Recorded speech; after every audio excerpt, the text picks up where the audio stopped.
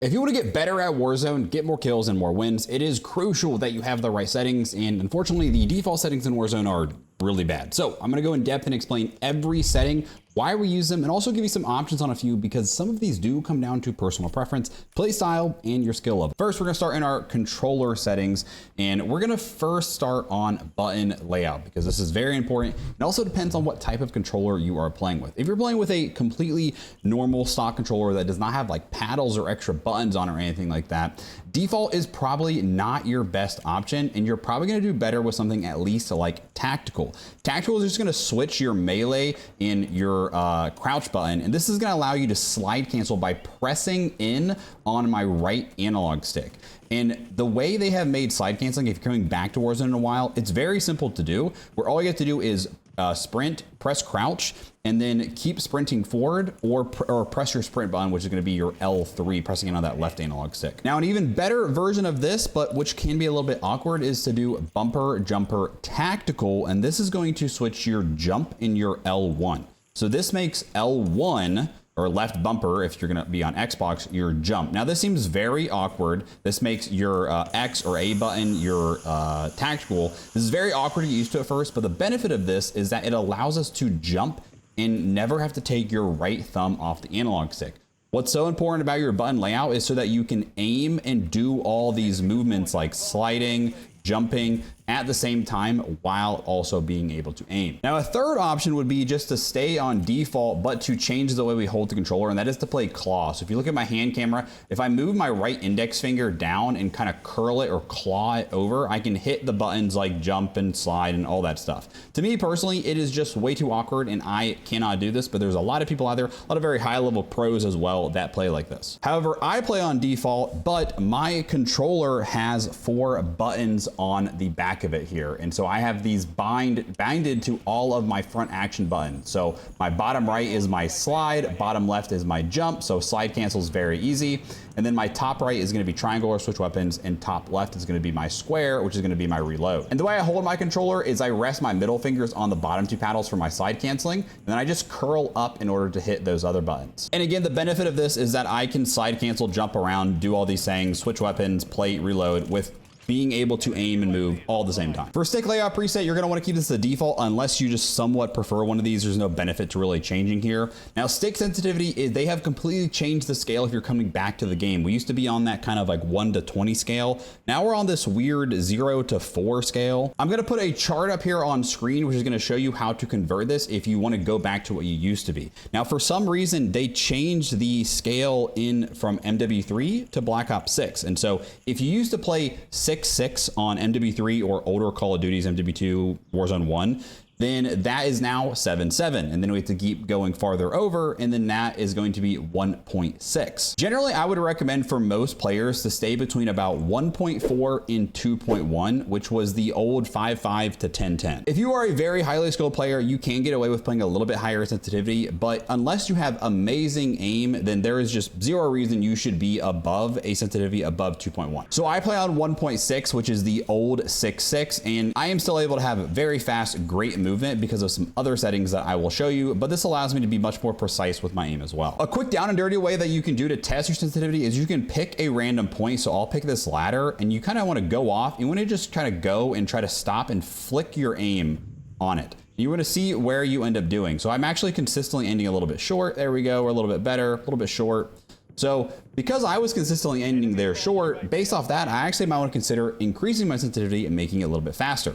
Now, if you're the other way though, and you flick way past, you might want to consider turning your sensitivity down. For these presets, we're going to want to make sure we leave these off. Bumper ping, I would also recommend off unless for some reason you prefer to do that. So you can go back to the button layout, and then you can actually go down and change things from an individual basis. And I have seen people change their bumper, or I'm sorry, their ping to different things like one of their paddles or their bumper and things like that. Swap L1 R1 with L2 R2 is also going to depend on your controller. If you're on a regular controller, I would highly recommend turning this on. This makes it so you're aiming with L1 and shooting with R1. And this is beneficial because these are just a button instead of that full trigger pull, and it just makes it a lot faster, especially when trying to shoot semi-auto guns like pistols. However, I have a digital tap button on my controller, so mine is literally a mouse click. So it's super easy for me to do this, and it makes shooting semi-auto guns, especially pistols, just way easier. And what's cool about this controller is I can actually turn it on and off with the switches button. So I can go to a full trigger pull, then I hit the button back, and then now I'm back to that kind of mouse click, super responsive. Controller vibration, I recommend leaving this off for competitive purposes, but you can leave it on for like Warzone or for like campaign. And then Deadzone, very important setting here. So for our left and right stick minimums, the general rule of thumb is we want to go as low as we can without getting stick drift. So you'll see if you zoom in on mine and we look at my reticle, it is ever so slightly moving, and that is stick drift. However,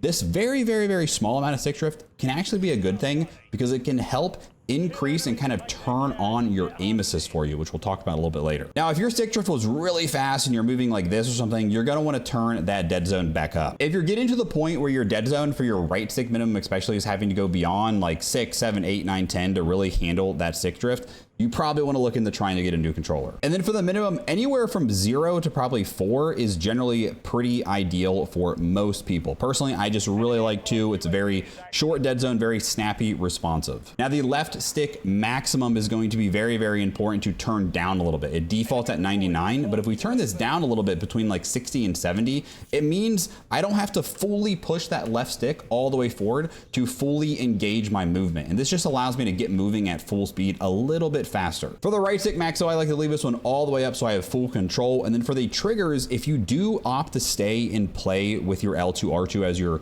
main shooting options and not swap them, you can turn the sensitivity dead zones way down so that you don't have to fully pull that trigger, and it just makes it much more responsive. If you're serious about improving your skill level and just overall gameplay in Call of Duty or really any other shooter and many other games, then investing in a custom pro controller is probably the best thing you can do. So I'm going to take the time to explain the controller that I use and how I set mine up. If you don't care about this, that is totally fine. You can look at the timestamps and skip ahead below. So we are on aimcontrollers.com, and they do ship internationally. I believe they ship literally anywhere in the world. As of right now, they actually have a huge sale going on where you can make the controller as expensive as you want. And as long as you use my code TCaptainX, it will cap the price at $209. Now that does sound expensive, I know, but these controllers come with a lifetime warranty. So if anything breaks, you just send it back. You just have to pay the shipping and they will fix it for you and send it right back. So they have PS5, PS4, and Xbox controllers. And so I use a PS5 personally. They've got a bunch of pre-designed ones, but I'm going to show you how to build a custom one to set up exactly how I have mine. So the base controller is going to automatically come with the 4 paddles on the back that you can reprogram, you can change to whatever you want. And it's going to automatically come with those digital tap triggers that you can turn on and off. So like if you want to play like a racing game and have that full trigger pull, you can turn it on and off. Now they've got lots of different designs and whatnot here. I do have my own custom design. So if you want to get that, that'd be awesome.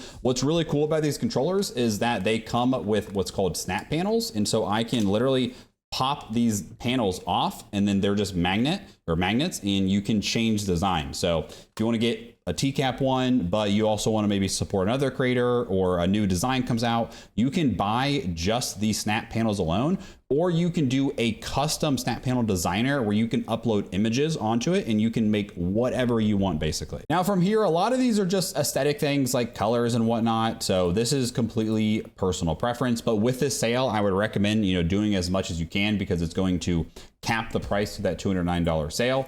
One thing they have is the digital buttons, which this turns your, the front buttons, your X circle, all that is going to turn it into a mouse click digital tap and make these super duper responsive.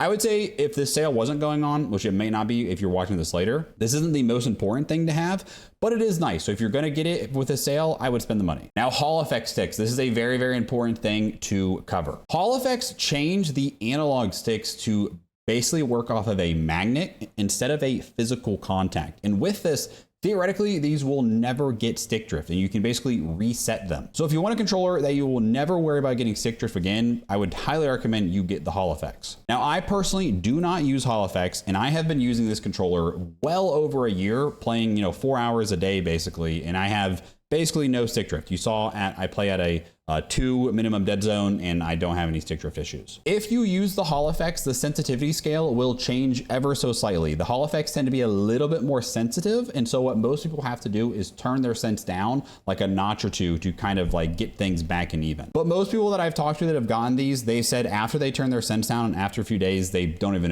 notice the difference anymore. Now for the aim sticks, this is also another very important setting that I did not talk about, which is very nice about this controller, is if you choose a color, it doesn't matter, you can change the height of the stick. So I play with a small left, but a high right. And what this does is it makes that right analog stick a little bit taller, and it gives me more room to aim. And this right here helps a ton with my aim. If you don't have this, totally fine. You can slap on something called a Control Freak. These are like 15 bucks. You can get them at Amazon. Here's actually one right here just on a default controller. And again, same idea. This just makes it a little bit taller, gives you that more surface area to aim and be more precise. And they will send you multiple sizes. So if you don't like these, you can literally just pop them off and change. The benefit to these over Control Freaks is that they stay on, they're much more stable, and they're not gonna like risk falling off. Now, after that, the next kind of most important one is going to be, I would recommend getting the grip on the back. This is a rubberized grip, and it just makes it so much easier to hold a controller. You don't have to worry about like your hands getting sweaty or anything like that. You also can elect to make the smart bumpers. So this means the L1, R1 will become digital tap. Again, if you're trying to save money, not super necessary, but I do recommend these, especially with the sale, because it makes them just super clicky and responsive. I personally take the vibration motors out of my controller. It makes the controller feel a lot lighter, which I like, but if you like that heavy feeling, I would recommend leaving them in, or if you want to use vibration, obviously. Now, again, I know this seems expensive, but if you click on the I have a coupon code, type in TCaptainX and hit apply, this is going to take a ton of money off, $117 off, so $232 after shipping. And again, with the lifetime warranty, although the controller is a bit expensive, the quality is just so superior to other brands, and this is why I've been using them for over 3 years. I'm moving over to the aiming tab. We're now going to go through our sensitivity multipliers. I will say they have the settings laid out in a kind of weird way. So if we open this up here, you're going to see a lot of different multipliers here.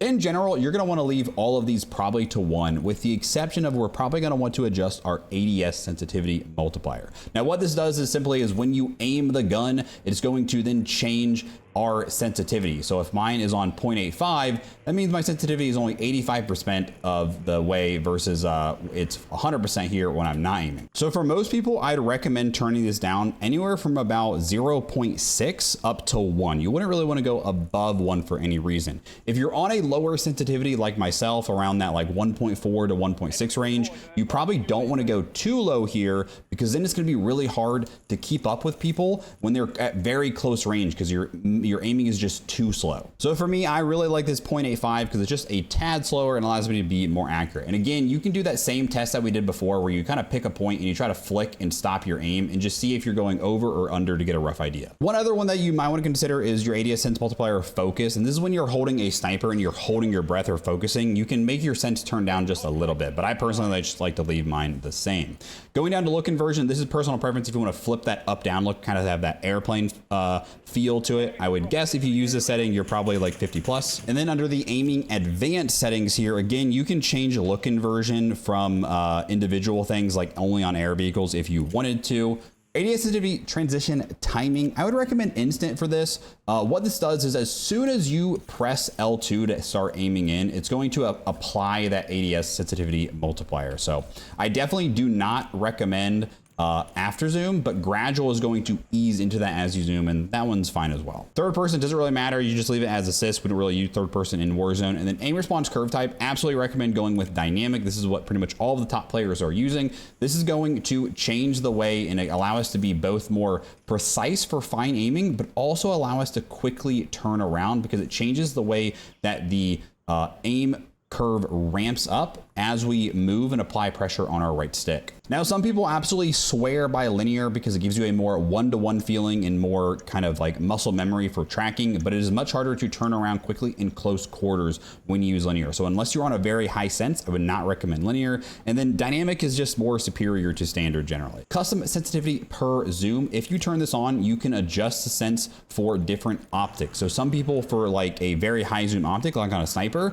they want to adjust it just for that optic, and you can do that, but personally, it's just too complicated and I like to leave it the same. Going over to the movement tab now for sprint assist. If you're coming back to Warzone 1 after a while, this is what used to be automatic tactical sprint, is tactical sprint assist. So this means as soon as you press forward on the left stick, you get into that tac sprint. Tac sprint does look different now. Now your guy like runs with his gun instead of putting it up. And then on is going to be where you will automatically sprint, but you have to press L3 or another button to get into that tac sprint. But remember, you can hold your melee button now and turn out your melee, and this is going to give you unlimited sprint, like full sprint speed. So this is what you want to do when you're trying to get from long distances from point A to point B. I like playing with my auto attack sprint on, but I will say if you use shotguns a lot and stuff like that, you might want to play with on or off, because that can mess with the sprint to fire time of trying to bring that shotgun up. Mantle assist, I'd recommend leaving off because you will accidentally mantle over things way too much and you will get yourself killed. Crouch assist, I just leave off. It will make your guy automatically crouch if there's something that he can crouch under. It's not a big deal.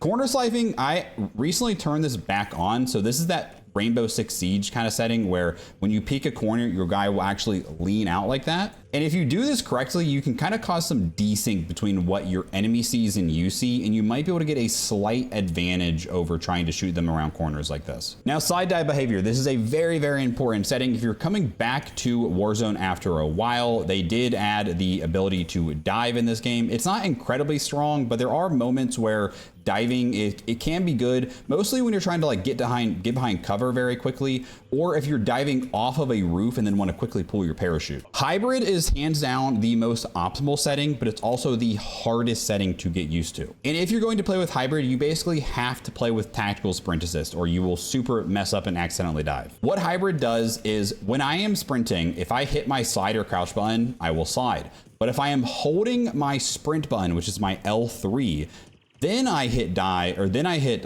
slide, it will become a dive. So if I want to dive, I quickly hold L3 and then hit slide. It will take a few days to get used to this if you haven't done this. So the easier setting is going to be tap to slide. And this means when you hit slide, you will just slide. But if you want to dive, you have to hold your slide button. However, when you do this, make sure you go into show more and make sure you change this activation delay to short, because otherwise there will be a delay between every time you slide. And if for some reason you just hate diving and you don't want to even mess with it, just do slide only and you don't have to worry about the delay at all. Automatic airborne mantle, again, leave this one off because it can just be a pain. You will accidentally mantle onto stuff you don't want to. Sprint restore and slide maintain sprint, make sure you turn these on because this will make it so when you hit slide, if you just keep pressing forward, you will automatically get out of that slide, and basically it will auto slide cancel for you. So to slide cancel now, you literally just sprint and hit slide, and it's that simple. Parachute behavior, you're going to want to leave this off unless you suck and splat a lot, then you might want to turn this to free fall or always. Mantle cancel reload, make sure this is off. Movement advanced settings, going into here,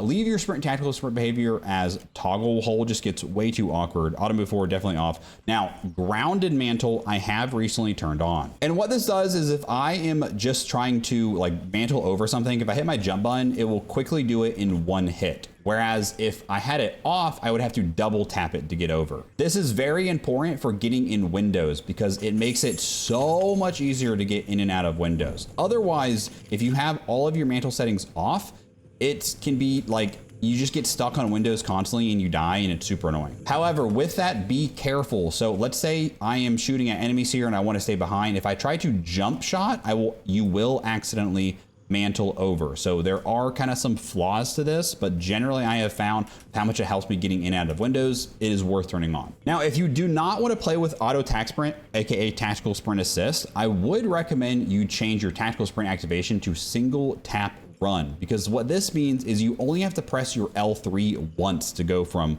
walking or sprinting straight into that full tac sprint, whereas you used to have to double tap L3 to get into that tac sprint. Plunging underwater, I just like free, but trigger is fine as well. And then sprinting door bash, make sure this is on. This just allows you to sprint and automatically open a door, whereas if that setting is off, you have to actually hit open door. And then lastly, vehicle advanced settings here haven't really changed too much there. Going over to the combat tab. ADS behavior, make sure this is on hold. Tactics behavior, I think toggle is simply the easiest. How to get into your tac stance, where you take your gun and you tilt it to the side, which you cannot do on all guns. You have to have certain attachments for most of it now. I like ADS plus down. Weapon mount activation, I think ADS plus melee is the best. Do not do ADS, and wouldn't really recommend double tap ADS. So this is just where you hold ADS, hit, and then hit your melee button to mount. Dedicated melee weapon activation, I think hold melee is by far the best. Do not do weapon cycle, it'll mess your stuff up. Quick little pro tip, if you're playing on PC but on a controller, you can dedicate a keybind on your like keyboard and then have a foot pedal to quickly get to your melee. I don't personally do this, but I know a lot of people that do. Body shield finishing move behavior. I like to prioritize the body shield mechanic because it's way funnier and cooler to do than finishing people, but it's not a big deal. Make sure armor plate is apply all. C4 detonation, this is personal preference, but I think all at once is best. Equipment behavior, I prefer hold. This is where if I'm holding R1, I will hold it and then I let go and then I will throw it. Whereas toggle is you hit it once and then you hit it again to throw. Now manual fire behavior is an interesting one. For most people, press is gonna be best. This is for semi-automatic guns. Press will allow you to shoot the fastest possible where you can just have to spam and have a good trigger finger. But hold is nice if you have a very slow trigger finger and you're bad at shooting semi-auto guns, because this will basically turn any semi-automatic gun like a pistol into an automatic, but it will not shoot at its best possible fire rate. And then combat advanced settings here. For change zoom activation, I like to leave this on sprint tactical, but you can make it your melee button is how you change your zoom. Weapon mount exit, I recommend turning this to short delay so you can quickly unmount. For looting, you want to make sure you have your interact reload behavior as prioritize interact, because this just means you have to tap to loot and then hold to reload. Sprint cancels reload, make sure this is off. Akimbo behavior, I like to have this on paired because it makes it so you shoot both guns if you have akimbo guns with only having to press your right trigger. ADS 6 swap, leave this one to off unless for some reason you prefer this. And then depleted ammo switch, I like to leave this off. This is where you run out of ammo, it'll automatically switch. I like to leave it off because I see it happen and I hit the button. And then overlay behaviorals, I don't think I've really changed any of these settings here. Now under the graphics tab, go to the view tab and then make sure this preset is off. And I would recommend for most people turning your field of view up to at least 100. As far up to the max of 120. If you're coming back to Warzone after a while, you're probably used to playing on something like 80 FOV, which has that really zoomed in look, and it makes it feel like you move a lot slower than you do. A lower FOV makes targets appear bigger. However, it makes it appear that you have more recoil because you're zoomed in closer to that gun. But going back to 120, you can see much wider at your periphery, so you can catch people on the side. Also, it looks like you're moving around faster. And visual recoil is much less as well. Excuse me, sir. I'm trying to record a settings video for YouTube and you are interrupting me. Okay, so can you please leave me alone? Is it when I shot me first?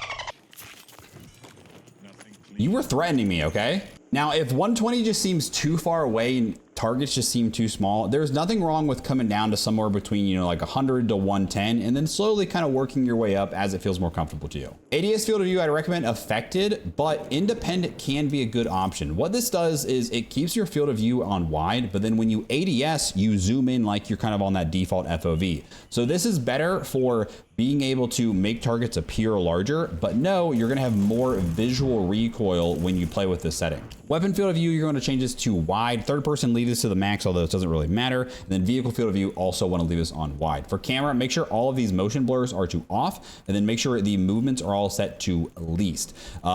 Lastly, you can invert your flashbang to black if you want, but I just leave them on white because I like being blinded at night. In the interface tab, I'd recommend going over to your gameplay HUD, scrolling down to your crosshair. Make sure your crosshair is on for sure. And then I like to have the dot scale to largest. It just makes that center dot a little bit bigger and easier to visualize so you can work on your centering. And then I also personally like to change my color to like a green, but whatever color just really stands out and is vibrant to you is going to be great. So you can just kind of visualize being able to walk around and having that good center dot right where you need it so that your centering is good so that you're ready to shoot. A little bonus tip for my PC players that are on controller. I'm going to show you guys how to overclock your controller. What this does is very simple. Basically, it's just actually going to overclock the USB port that your controller is plugged into.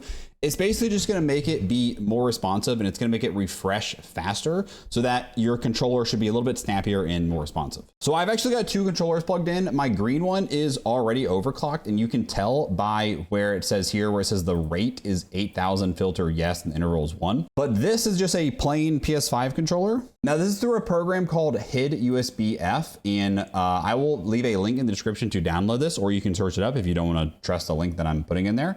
When you open yours up, it'll probably come default to just mice, and you'll need to change this devices to all.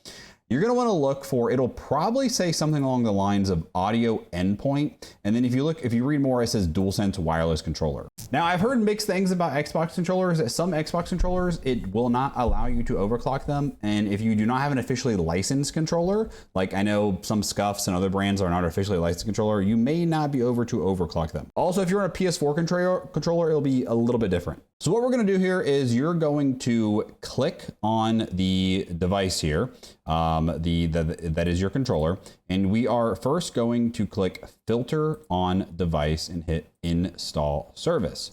That is going to pop up and say yes. We're then going to change the rate, and you're just going to want to click whatever the highest available option is. For PS4, it's probably only going to be 1,000, but I have an option up to 8,000. Again, we're going to click install service. From here, we are going to actually unplug the controller, and it should go away. Then we're going to plug it back in. It should pop back up. And when it comes back up, the interval should have changed automatically to 1. It should say filter, yes, rate 8,000 or 1,000 if you're on PS4.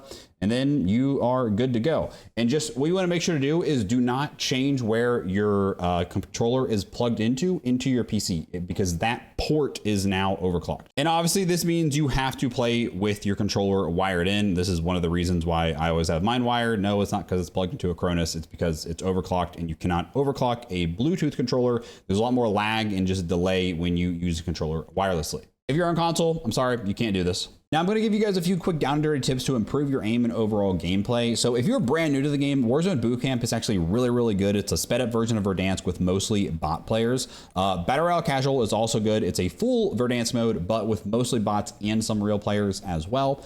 The problem with these two modes is that you don't get very much XP in them, so it's not very good for leveling weapons if that's what you're also trying to do. Whereas Plunder, it's all real players, but it's much better for getting a lot of XP, leveling your guns, but also getting a lot of reps in and practicing, especially if you land somewhere like Storage Town or Superstore, where those areas are very hot. You get a lot of gunfights in, much more gunfights than you would in a normal Resurgence or BR game. However, if you own the multiplayer, I'm going to give you my warm-up drill that I do pretty much every day that has been probably the biggest contributor to why my aim is so good. So in the find a match, go down to the bottom to private match and then hit create. It'll take a second to load, and during this time you can set some of your loadouts. I would just recommend setting an overkill loadout with like 2 SMGs or maybe an AR and SMG, and then just make sure you have the scavenger perk on. Once it's loaded, go to your game setup. For the mode, we're going to do free for all. For the map, we're going to scroll all the way to the left, and we're going to do Babylon.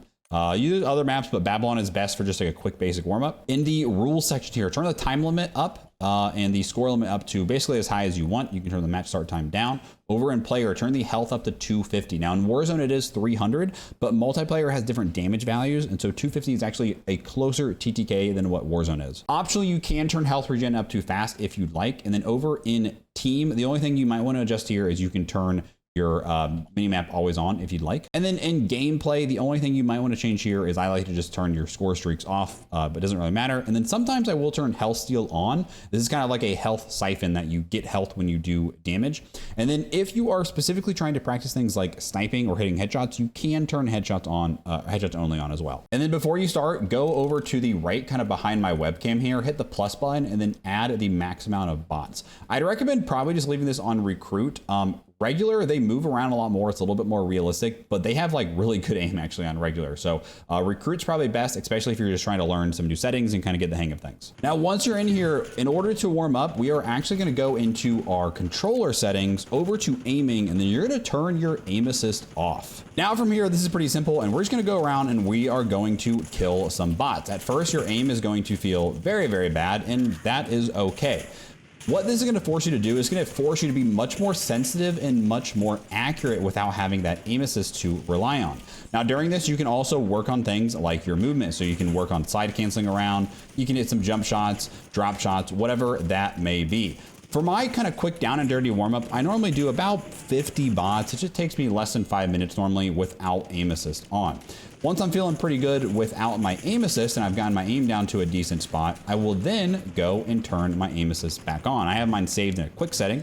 So I'll turn it back on. And once you turn it back on, after having it off for a bit, your aim is gonna feel super sticky and just super accurate. And what's very important to do is to make sure that you are strafing and using your left stick to move at all times when shooting, because that's gonna help activate and engage that rotational aim assist that we get. You don't wanna just stand still and shoot, because you're not going to get that extra rotational aim assist. That is where it kind of feels like the game is aiming for you, and it's where your aim feels so sticky. And so I would just recommend you kill at least like 15 to 30 more bots after you've done the no aim assist part, once you turn it back on, just to kind of get a feel for how it feels with aim assist. And so at most I'll do like maybe 100 bots as a warm up, takes 10 minutes. But if you're just on a quick time crunch, just do this for 5 minutes and it will make a massive difference. If you're really looking to kind of grind and lock in and get better, then when I first made the switch to controller a few years ago, I actually was doing like 500 bots a day without aim assist. But it quickly made my aim go from very bad to quite insane in literally a matter of a few days. Alrighty guys, that is gonna wrap things up. I will have a graphic settings video coming very soon. I already have a top loadouts video for this season on the channel. Lots of other videos and tips videos coming as well. And be sure to come check out a stream here on YouTube or on Twitch at TCaptainX. Normally stream Monday through Friday in the afternoons. And appreciate you guys. See you in the next one.